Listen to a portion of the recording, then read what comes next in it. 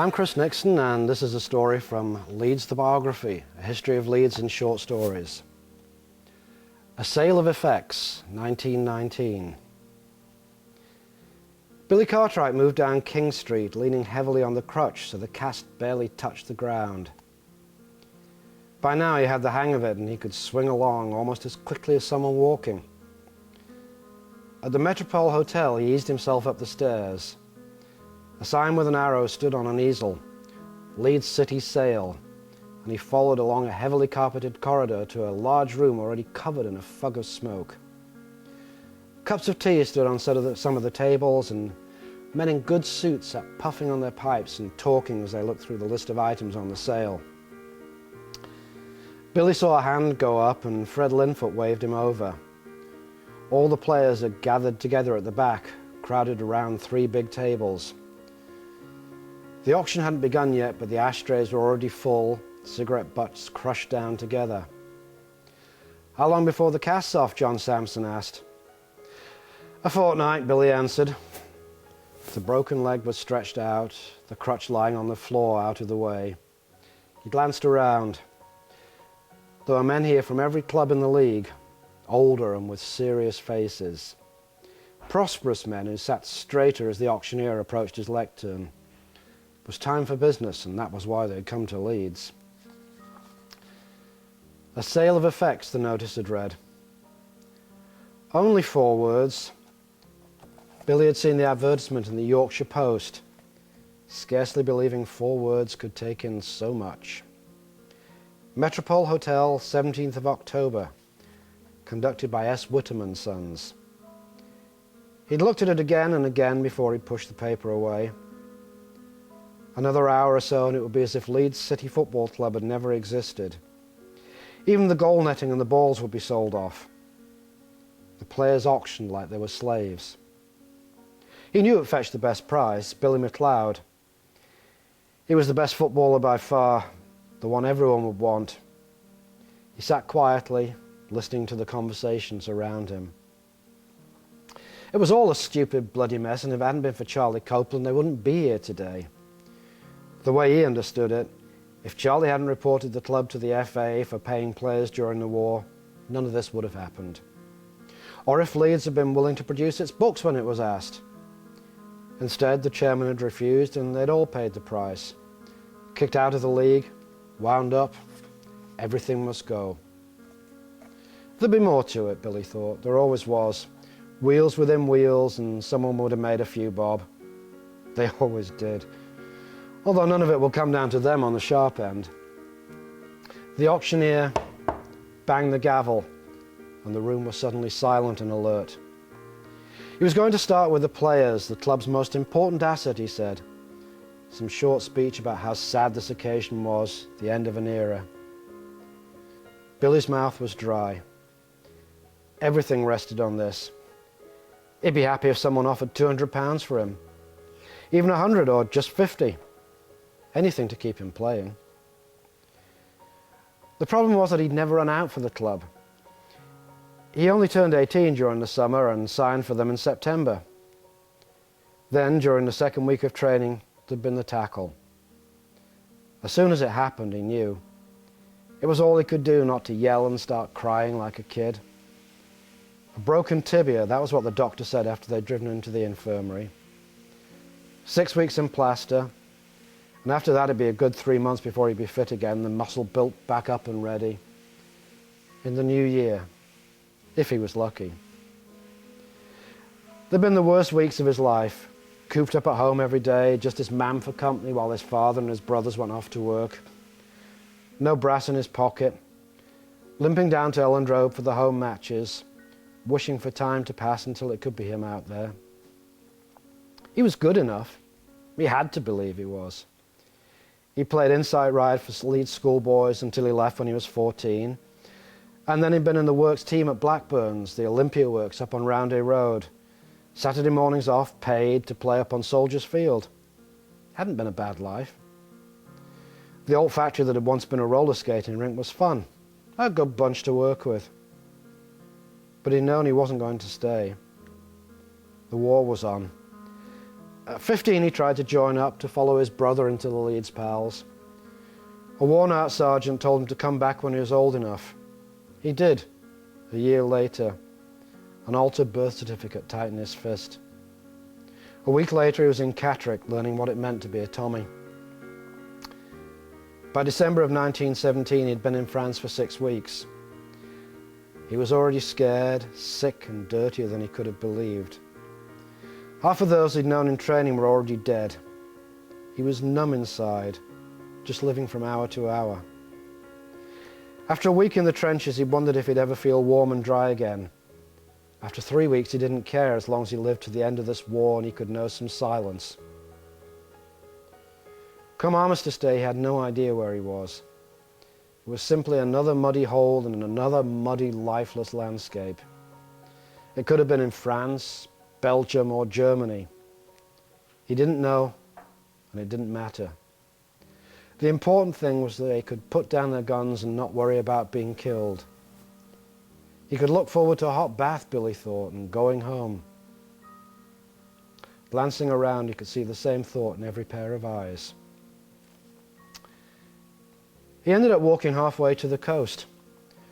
The transport never arrived, and after waiting for 3 days, the brigadier gave up and ordered them to start on foot. It was a slow march. They were all eager to be back in Blighty, but they were weary, half-fed creatures. The leather of Billy's boots had rotted away in places. He had trench foot. Every step took effort. The further they travelled from the front, the more they seemed to be walking into a dream of green fields and houses that hadn't been demolished by shells. The type of places they'd almost forgotten existed. He wasn't in Leeds for Christmas. He spent that in hospital while they tended to his feet. He hobbled home in January, his mother's arms around him as soon as he was through the front door.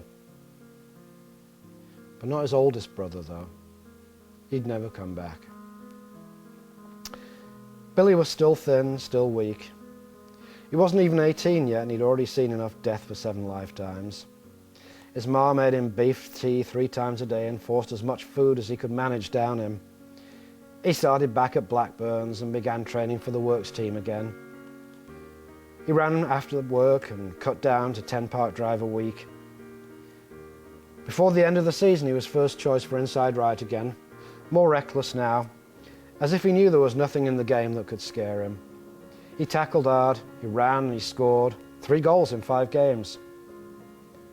The summer, with no matches, left him restless, too full of energy but with nothing to do until his birthday and his trial for Leeds City. He kept at the running, taking off after his shift for a circuit of Roundhay Park, along by the big lake, through the gorge and back before catching the bus home. Saturday afternoons, with no football to watch, he tried to cajole workmates into a kick-around, anything to keep his skills sharp. Until his trial for Leeds, he'd been confident. For too long, people had told him he was a good footballer. He was always the best in any team. But the others there on the pitch were his equals. Some were better, he had no doubt about that. They made him sweat, made him play, made him think. And when it was over, for the first time he had to wonder if he was good enough. For the next 3 days he was on edge, going straight home from work to see if there'd been any post.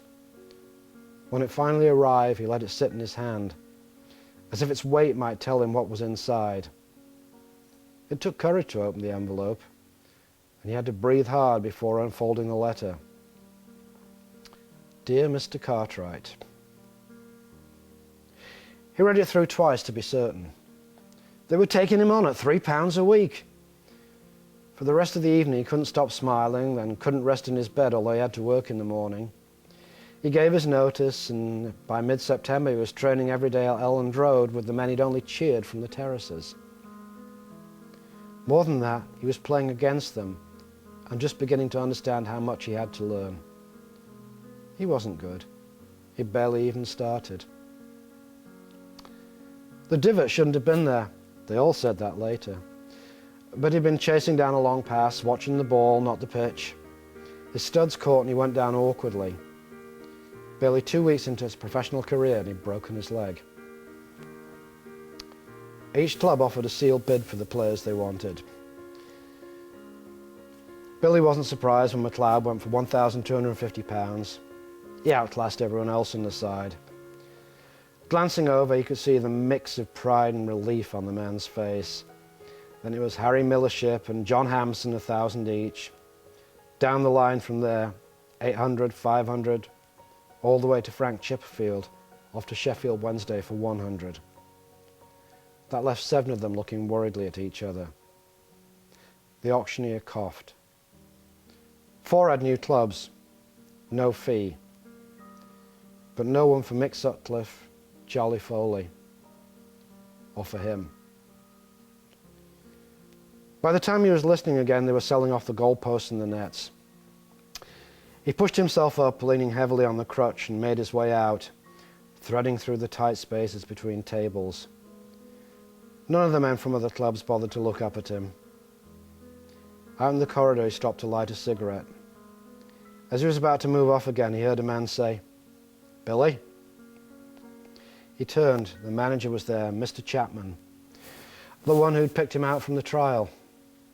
Just like Leeds City, he'd been banned from football. That was what Billy had heard, although the rumour was that he was going to appeal. He was growing heavy at the waist, the start of jowls on his face. He gave a sad smile. "Yes, boss?" "I just wanted to tell you I'm sorry, lad.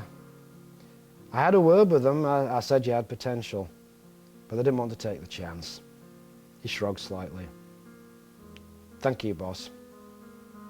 Don't give up. You have talent. Keep trying, all right?" "Yes, boss. Thank you." He turned and hobbled away.